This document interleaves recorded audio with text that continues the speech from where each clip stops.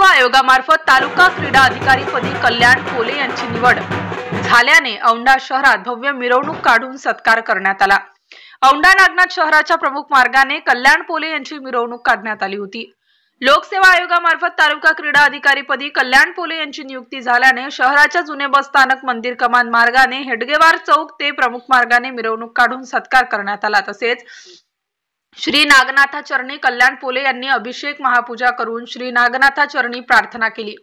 महाराष्ट्र लोकसेवा आयोगामार्फत कल्याण पोले यांची नुकतीच तालुका क्रीडा अधिकारी पदी निवड झाल्याने 8 डिसेंबर रोजी औंढा नागनाथ शहरातील प्रमुख मार्गाने हेडगेवार चौक मंदिर परिसरात त्यांचे फटाक्याच्या आतिषबाजीत पुष्पहार घालून भव्य सत्कार करण्यात आला।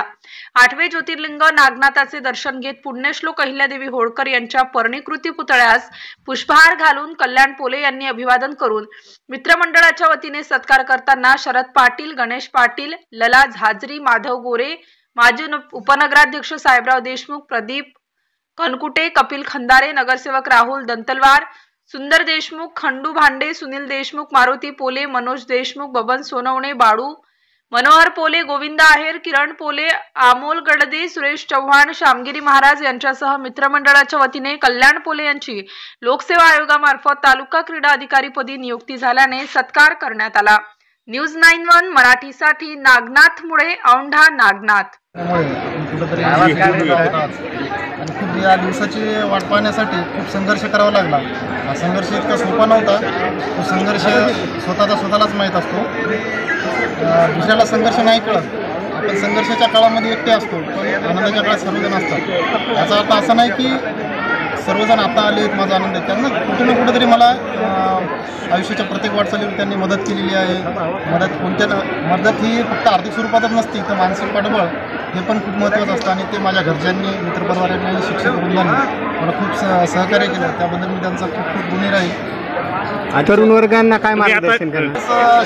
शालेय लेवलला होतो तर बऱ्याच परिपत्रकांची शासनाच्या ध्येय धोरणाची माहिती ही सर्वसामान्यापर्यंत पोहोचत नव्हती। आता शासकीय जी धोरणं आहेत इतके चांगले आहेत की खूप चांगले आहेत। ते फक्त तळागाळातल्या शेवटच्या स्तरापर्यंत ती पोहोचली पाहिजे। ती जर पोहोचली समजा धोरणं तर निश्चित क्रीडा क्षेत्रामध्ये चांगलं एक नावलौकिक मिळू शकतं आणि ऑलिम्पिकमध्ये पण चांगला आपला झेंडा गाडू शकतो आपण। आणि ऑलिम्पिकच्या दृष्टीनं आपले पावलं पडलेले आहेत। मिशन लक्षवेध असेल किंवा मिशन टॉप्स असेल, बऱ्याच चांगल्या योजना आहेत। त्या योजना आज भारतात कार्यान्वित आहेत। आजच्या युवकाला काय संदेश द्यावा? आजच्या युवकाला एकच संदेश देईल की वाट पकडली तर मग सोडायची नाही। एकदा वाट जर पकडली आपण, ती चालायला लागलो आपण, तर माघारी फिरायचं नाही।